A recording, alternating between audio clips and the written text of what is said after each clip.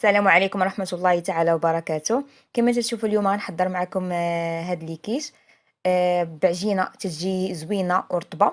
في نفس الوقت غنحتاجو فيها غير ربعة ديال الدقيق. مقادير بساطين، نبداو على بركة الله. هنايا في اناء غنضيفو ربعة ديال دقيق الفورس، ما يعادل 2 كيسان ونص، يعني اللي بغى يعبر بالكاس ديال العنبة. صافي غنضيفو عليهم نص معلقة ديال السكر،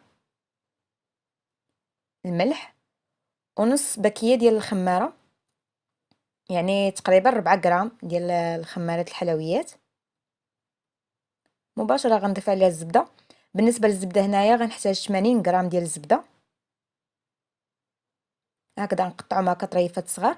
ومن الاحسن هكذا تكون الزبدة لينة شوية باش تجينا سهلة في العجينة. وهاد الزبدة هي ديال خاصة بالتوريق. هكذا غندخلها في هذاك الطحين مزيان حتى يولي عندي تلبس لينا داك الزبدة كلها هذاك الطحين كله يتلبس لينا بالزبدة هكا يترمل. وغنضيف 4 كاس ديال الزيت حتى هو نخلط مزيان. صافي نجمع العجينه غير الماء عادي.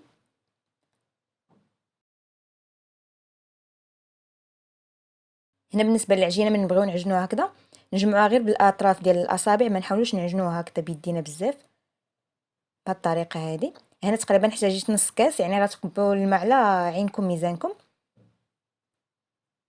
بهذه الطريقه هذه نجمع العجينه مباشره نبدا نطلقها هنا بمساعده ديال شويه ديال الدقيق. هكذا غنطلق هذيك العجينه، ما تكونش غليظه بزاف وما تكونش رقيقه. القياس راه غنوريه لكم هنايا.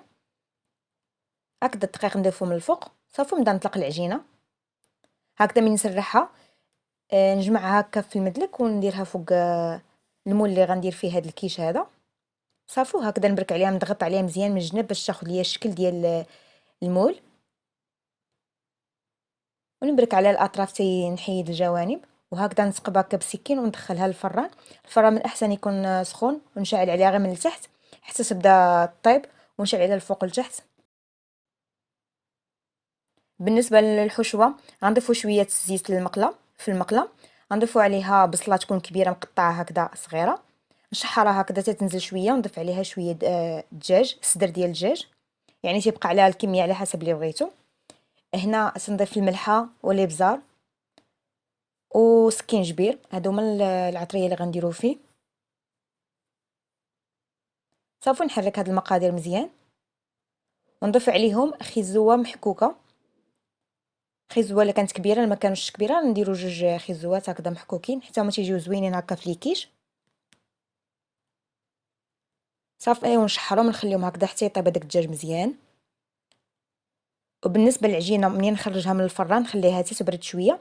وهكذا الا بالي شي بلايصه مفتوحه بزاف، يعني غيهبط من هذوك الحشوه، نسدها بالقليل من العجينه اللي خليتها من قبل اللي شاطت ليا هكذا باش نتفادى ان داك الحشوه تهبط ليا مع الجناب. صافي نضيف هذاك الحشوه من بعد ما طاب لينا الدجاج، نضيفها هكذا ونقادها. وبالنسبه هنايا غنصايبو هنايا البيض، غندير فيه شويه ديال 3 البيضات، شويه ديال الابزار، شويه ديال الملحه، نخلطهم هكذا مزيان. غنضيف عليهم هنايا كاس ديال الحليب.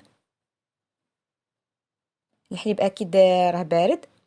صافي نخلطهم مزيان.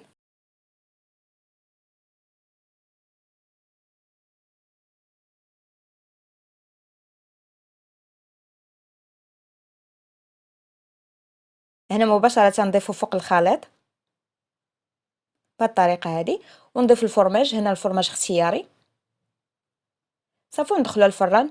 من الاحسن هنايا نخليو الفران تطيب على خاطرها على ماء نار مهيل بعد ما تحمرت ليا مزيان من الفوق ومن التحت تتجي لي كيش زوينه. هنا الحشوه يمكن لكم تبدلوا الحشوه وديروها باش اللي متوفر عندكم في البيت، يعني كما درتوا الحشوه راه تجي زوينه. المهم هو انها العجينه راها تولي عندكم معتمده بمقادير بسيطه وتتجي فتيه بزاف. انا نقطع معكم هنا باش نشوف كيفاش تجي من الداخل. شكرا بزاف للمشاهده، بسلام عليكم. الفيديو المجيء ان شاء الله.